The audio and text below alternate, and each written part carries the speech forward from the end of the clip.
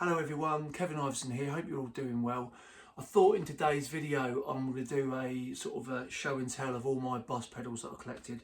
I've always loved Boss. Boss were like the main pedal back in the 90s when I was you know, a teenager and getting into bands and gear and all that sort of thing. Yeah, Boss was like the posh pedals in the 90s, and a few people in the comments of my other videos have all said, like, yeah, back in the 90s, you know, Boss were the go-to, top of the range pedal. As I got on sort of into the noughties and whatnot, I sort of dabbled with some MXR, Electro Harmonics, and Line 6, a bunch of different various makes and whatnot. And I still do occasionally, but it all started with, I'm going to start with my reverb pedal, right? Because it started, my love for Boss started with this pedal here, which is the RV6 Reverb, right? Don't know if you can see the light of that, but what it was, I had a Line 6 Verbzilla and I absolutely loved it, right? And being a typical guitar player, I got rid of it. I got Electro Harmonics Holy Grail, and I kind of missed, on the Line 6 it had some really great reverbs. I wanted that one because Kings of Leon was using them, or I don't know if they still do. So I sold it and I wanted to get another one, and then they discontinued them, and I was what it was, the market's so oversaturated with pedals, and I was like, well, what reverb pedal do I get? There's so many out there. And in the end I thought, do you know what, I'm just going to get a Boss. And my reasons for just going back to Boss was you're not paying too much, but you're paying enough that you're getting a good quality pedal. I knew it was going to be durable. I knew it was going to be built well. If there was any trouble with it, you could usually exchange it in the shop or whatever. You get the five-year warranty or whatever it is. And I knew it was going to give me exactly what I wanted. So I just looked at the latest pedal, of reverb pedal at that time, which was this one. I ordered it, I got it, and it did exactly what I wanted it to do. And I was just sort of like, you know what? Any pedal I'm going to get from now on is going to be Boss. Because it was just, I say, the market was, it is so oversaturated. And don't get me wrong, if there's a really good pedal, I will try it out. But I just don't think you can beat Boss. The whole buffer versus true bypass thing, after years of trying out some true bypass stuff and the buffer stuff, do you know what? I can't tell. You know, I plug Boss in, sounds good, and it works. So started with this, which is my only reverb pedal I've got, and this does a bunch of different. You got modulate, spring, plate, hall room, delay, dynamic, and shimmer. If I'm gigging with this, the good thing is the modulate and the spring live next door to each other. So I don't know if you can see this right, but literally I'll click it from that to that, and I leave the settings are about that, right? I don't know if you could see that. That's my settings, and I go between modulate and the spring depending on the song I'm playing. The other day I used some plate. The hall's nice. I don't really use the room much. The dynamic I don't really use. I haven't used yet. The shimmer is what I was using for like U2 and just some really lush reverbs, which I use for recordings and stuff. I've got a really cool setting for that as well, which I might do a video on another time. But so yeah, this is the pedal that made me go completely all Boss. So there's my reverb. Sorry, I'll chuck that over. And then another important pedal for me. This is always on my board, by the way. That's always on my board. And also, this is my delay echo unit. I'm sticking it up because I'm a bit stupid, so I need on off and the tap tempo. The story behind me getting this was a friend of mine who watches the channel, who's a really close friend of mine, Russell France. Hope you're watching, Russell. He came to one of my gigs. I was playing with a band, and before each song I was getting the drummer to give me the timing of the song, and then I'd like dial in my reverb. At the end of the gig he said, mate, that was a great gig, but dude, get a exact tempo, because it's a nightmare. Before every song you're starting, you're trying to get the time, which obviously is, well, unprofessional. But at the time I wanted to try and, you know, get the delay right. So in the end I was like, oh man, you're right. So it was a toss-up between, this is the RE20 Space Echo, which I believe they've discontinued this version of it and they've got a new version. But I wish they'd still be making this one, to be honest with you, because this is fantastic. It was a toss-up between this and the Line 6 DL4, is it? And I didn't even try the DL4. I went into the shop, I asked to try out this, and it was so simple, and I got what I want out of it so quickly. It was so easy to use. I was like, yeah, that's cushy for me. Like, as I say, I like things that are easy to use, quick, because I want to be playing. I don't want to be faffing around too much with sounds. I want to get a good sound and on my way.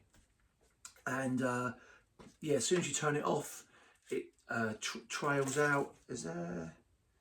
Yeah, I think it's the direct. I think if you had direct off, it might cut the reverb off. I don't know, but it's a great. I love this, and also loads of great bands and artists. You'll see these on their board, like Steve Craddock, Paul Weller, Josh Homme from Queens of the Stone Age. So if this and this broke tomorrow, this is what I want to buy back. I'd just buy these again. So yeah, there's those two. Next I'll go to this phase shifter I bought. I've owned loads of phases in my time. Phase 90, the Electro Harmonics Small Stone. Great sounding pedals.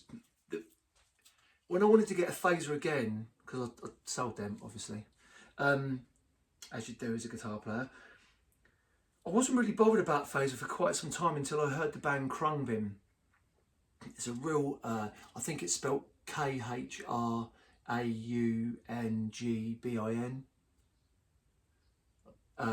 Krungbin. They're a three-piece. They play quite worldly, funky, disco-y kind of. It's hard to explain their music, but I love them. They're probably one of my favourite bands. And if you could see, I've actually written down the settings from the guitar player's got, roughly, which I got from Premier Guitar, or no, was it Premier? The rig rundowns, Krungbin rig rundown. That's why I got this. I think this sounds great. A few people said there's a drop in the volume, and I don't know if that's just the phaser itself, just the nature of the sound of it, or I know a few people get these modded to sort out the floor, the volume drops. I'll be honest with you, it doesn't bother me. I just sort of work with it a little bit if I need to, but love this phaser. This is really good. Next one I'll do is the Flanger, and a few of you guys would have seen this. I used this on the John Squire Seahorses video I done. This is kind of like a bit of a Swiss Army knife. If you play around with this, you can get like a chorus sound, obviously Flanger. You can kind of mimic a Rotary type sound. So it's kind of a cool tool to have. I very rarely take it out as live, but it's really handy to have in the studio from recording. If I want a particular sound, it's just nice to know I've got this. Next up I'll do the Super Chorus. I've actually given this pedal to my son. He plays a little bit of guitar, not a lot. He's 13. Great chorus pedal. If you're looking for a chorus pedal for, I would say this is more a straight up chorus, so 80s stuff, or even some like Nirvana type. You can kind of get I can get a kind of Nirvana-ish kind of sound out of this. Again, this is a staple on a lot of people's boards. You know, I think Bryan Adams' guitar player Keith Scott, who I love, I think he's a fantastic Keith Scott. I've seen a picture of his pedal board and he's got one of these. So yeah, just a straight up chorus, can't go wrong with that. The CH1 Super Chorus. Just gonna have a drink, hold on, sorry. I also, because I'm a fan of the Waza Craft stuff, I was really interested in getting this, so eventually I got this. I can't think I want to get this, like last year. And what I love about this is you've got the CE1 and the CE2 chorus. The CE, I usually use the CE2, I think it is, which it's a little bit more subtle if I'm going to use it for the chorus. The CE1 sounds great. There's almost like a mid boost with the CE1, which could come in handy to some of you. This is, I'd say this also is quite loud as well. It's not, you know, when you turn it on, I'd say there's a bit of a volume lift maybe. But the other cool thing about this is it's got a really nice vibrato sound. Excuse me, sorry. And if you listen to Reef, Come Back Brighter, to me, the vibrato on this is like Come Back Brighter. Is it that? No, it's not Come Back Brighter. I've got the wrong song. Consideration. It sounds like the guitar part's Consideration. I might even try that in a video maybe, but yeah. So I like this a lot. If you want a nice lush chorus and you just want to spend a bit of money, this is really cool. I like this personally.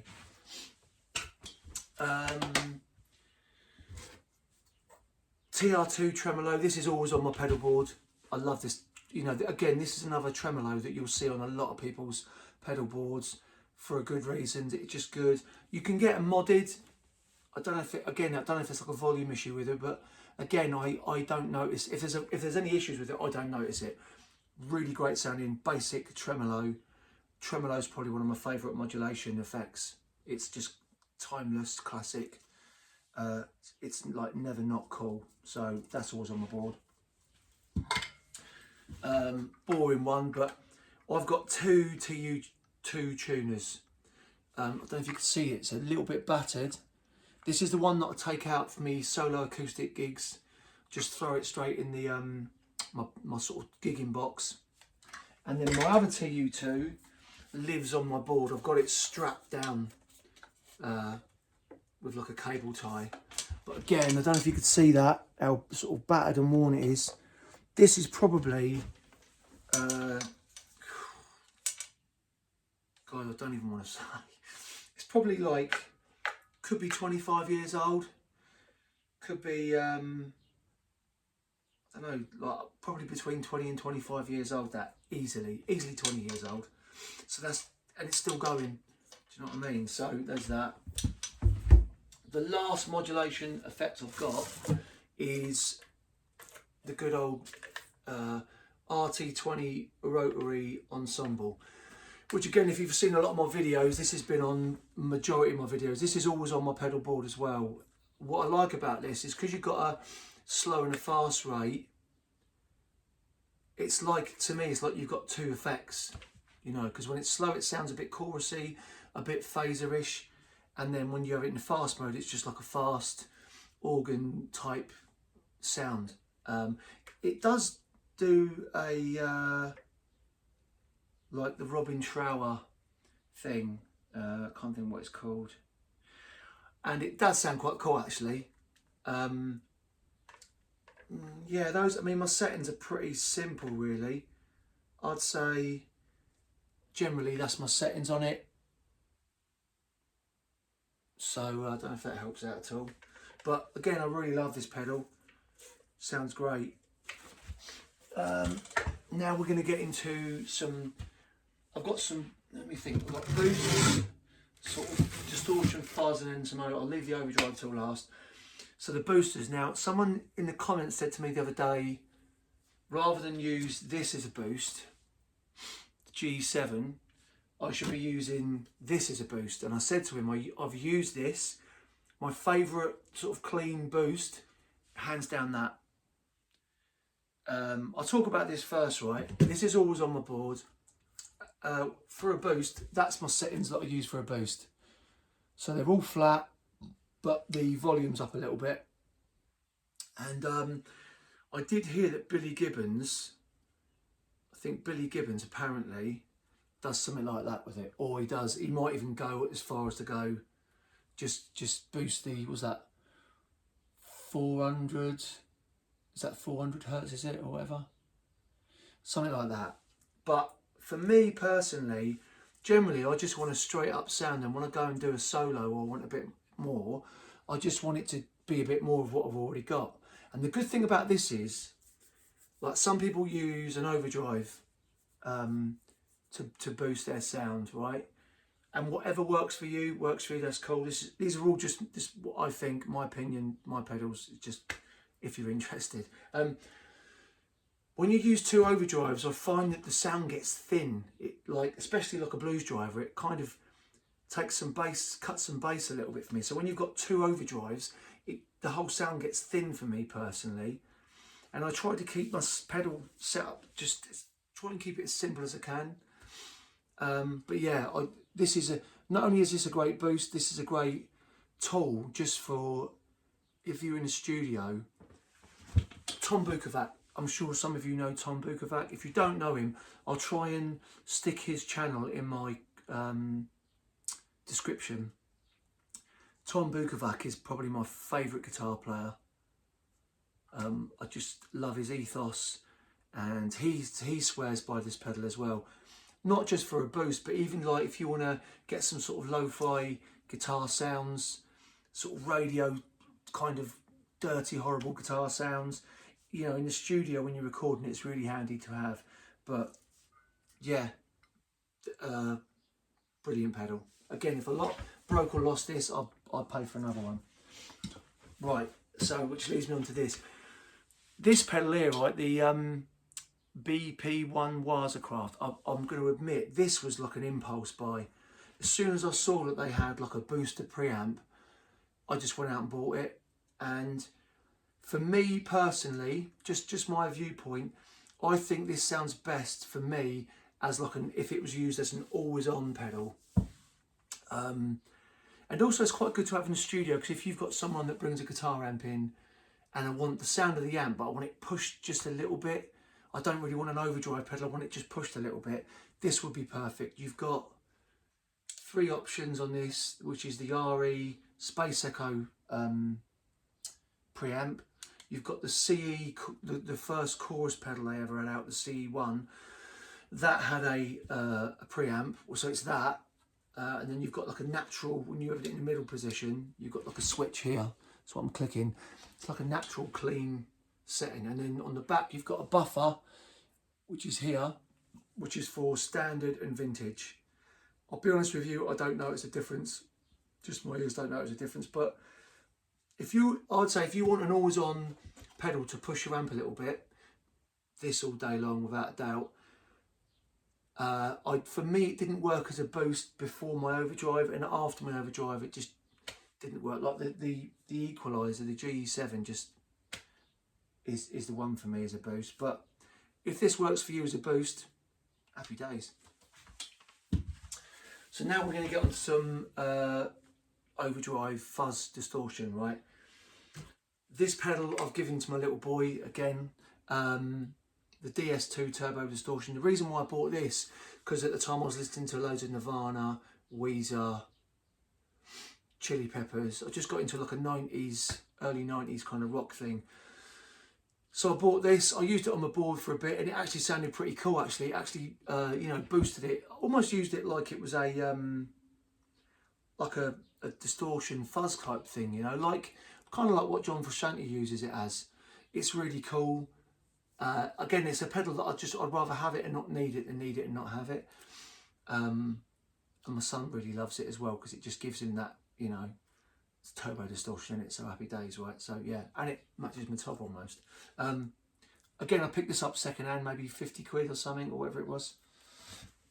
I say, if you're into Weezer, Nirvana, Chili Peppers, this is kind of a must-have, I'd say. The next up I'm going to do my fuzz, which is the Waza Craft fuzz. I love a fuzz pedal. I very rarely take it out to play it live, because when I'm playing live and singing, sometimes it's enough just having the bare basics for me being a singer. You know, I don't want to think too much about stuff, but occasionally I'll stick this on the board. I've recorded with it, and it's a really nice, it's an analog fuzz. You've got a vintage mode and a modern mode with this switch up here. It's not like a proper crazy fuzz, it's kind of like distortion fuzz. I really like it. I I've had some great sounds out of this, which sounds really good. Sounds really good stacked into a pedal as well. So I mean, that's mainly what I do, is stack it into like an overdrive. But yeah, very good like that. Now I'm going to do my overdrives in a no, actually no. I'll tell you what, I'll start with this, the Boss Blues Driver. No word of a lie, I bought and sold this about 5 times before I settled on it, and I was like, you know what, I'm just going to buy it and keep it, because I bought it, now I don't like it, sold it, bought it, sold it, bought it, sold it, and then you know, the 5th time around I'm like, right, I've got to keep it now. After watching that pedal show, and Dan on there was saying, if you could see those settings there, right, oh sorry, the light's in the way, that's basically how I have it. Sometimes I actually have the tone, sometimes I have it off, completely off. I never have the tone above sort of 9 o'clock, well, maybe a little bit above 9 o'clock, but I find the tone, if it's like halfway, it's like too brittle for me. This was my #1 overdrive for many years, for good reasons, and the amount of people who use these pedals: Paul Weller, Kelly Jones, Grant Nicholas from Feeder. I think Steve Craddock's had one of these on his board a few times. Someone said in the comments that John Squire had one, but I can't verify that. But you can't go wrong with a Blues Driver, that's all I'll say. I think these sound best with Tellies, Strats. If you've got a toppy sounding guitar, like my Epiphone Sheraton's quite toppy, that sounds great with it. My SG sounds really good with it. Like by itself, it sounds quite spluttery. There's loads of reviews of these online. I mean, yeah, you can't go wrong with it. I keep this in my gigging box just in case I ever need a spare. I never really do, but it's in my gigging case. So yeah, which leads me on to the other Blues Driver, the Waza Craft. Is it worth getting this over the standard one?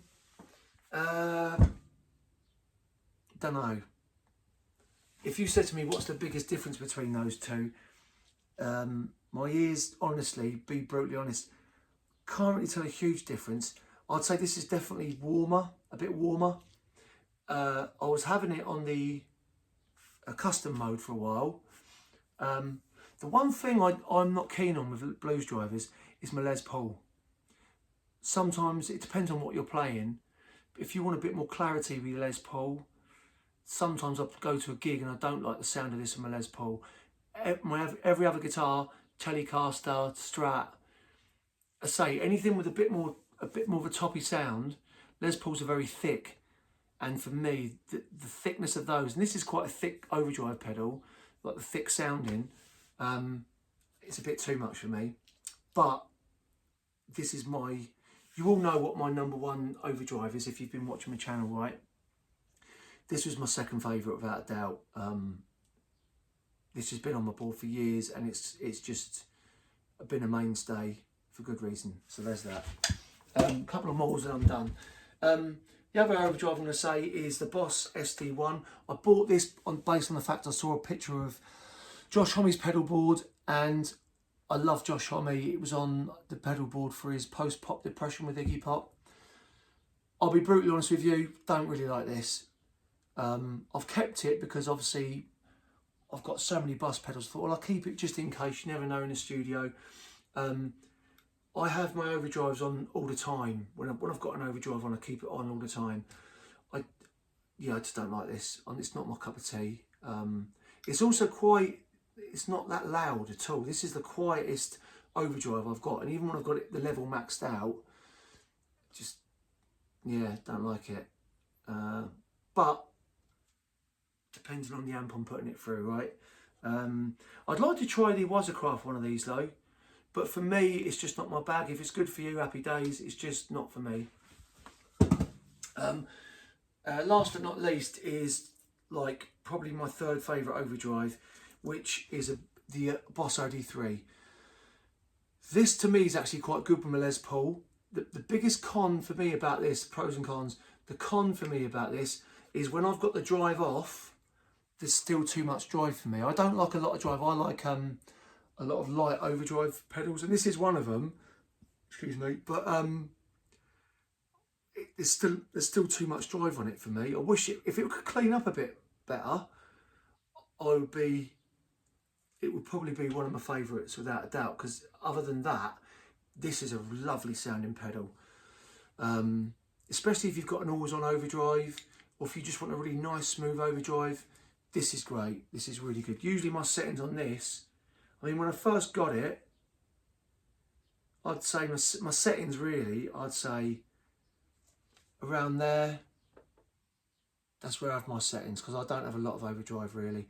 But it's one of those pedals that wherever you put the controls, you can get a good sound out of it. And that's it. So I hope you've enjoyed that. Any questions, just put them in the comments. Any agreements or disagreements, put them in the comments. Thanks for watching. If you want to hear some of these pedals, I've got my own music on Spotify, iTunes, YouTube, wherever you get your music from. I'll leave some links in the description. Please like, subscribe, hit the notification bell. Thanks so much for coming back and watching my videos. I think the next few videos I'm going to do some more, you know, trying to get the sounds of people with what you got. And thanks for all your lovely, most of you, majority of the comments I get are really positive and lovely. I'll get the odd couple that are kind of funny sometimes, but I really appreciate you all supporting the channel, coming back, and I'm looking to do like 3 videos a week if I can. I don't know what, I'm trying to get it on like a Monday, Wednesday and a Friday, but it all depends on time and how my schedule is in you know, the real world with me. But thank you so much for watching. I hope you've enjoyed it. It's a long video today. Thank you very much. See you all soon.